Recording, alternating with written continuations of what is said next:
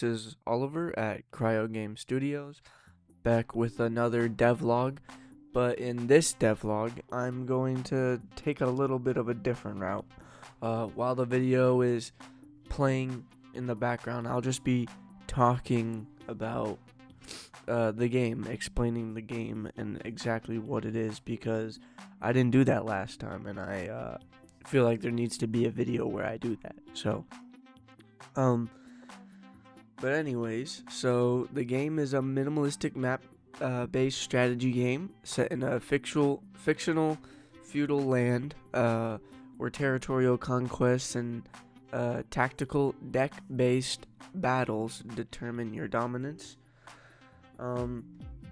So currently in the beta, you always start off in the same position, which is Drellwick, and you have to expand outward from Drellwick.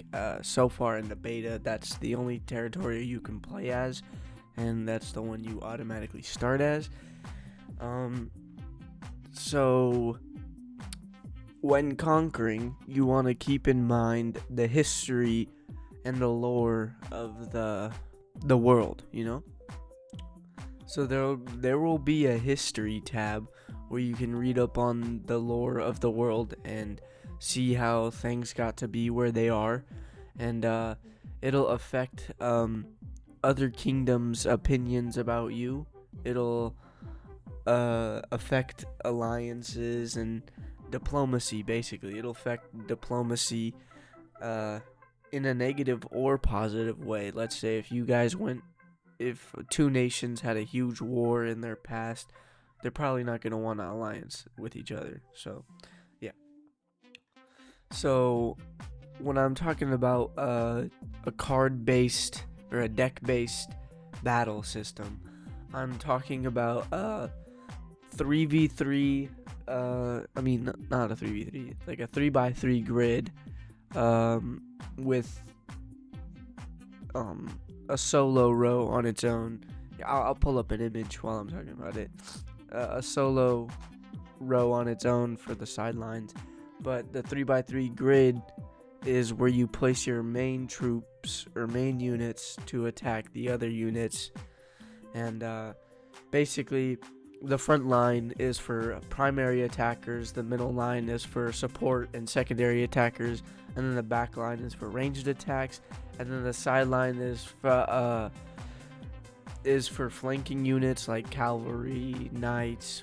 But anyway, so the combat flow goes: each turn resolves in a phase: front, middle, back, then sidelines, with the sidelines being with the sideline attack being every 2 turns instead of every 1 turn.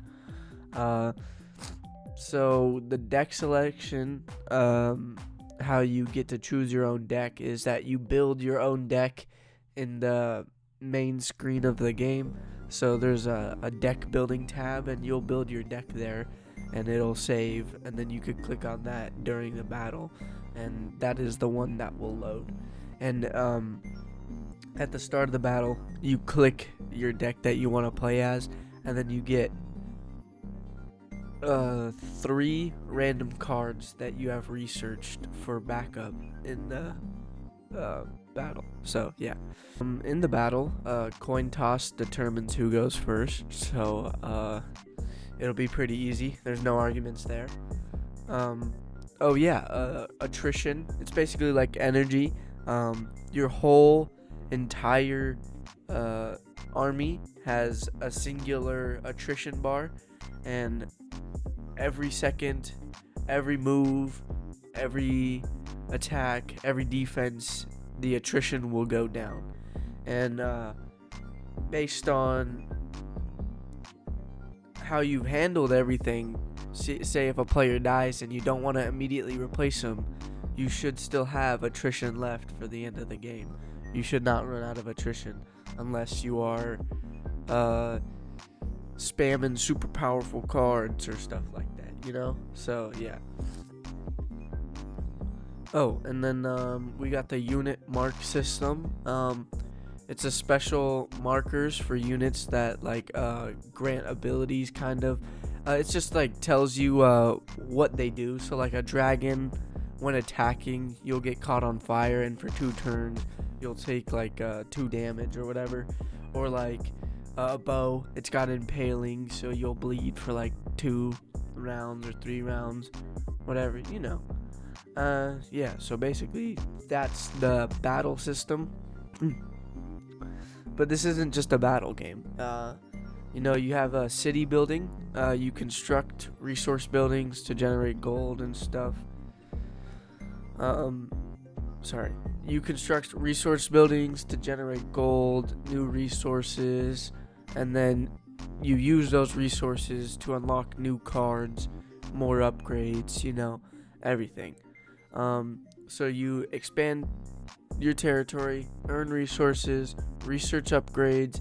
The further you go, the tougher other kingdoms become, so it gets harder.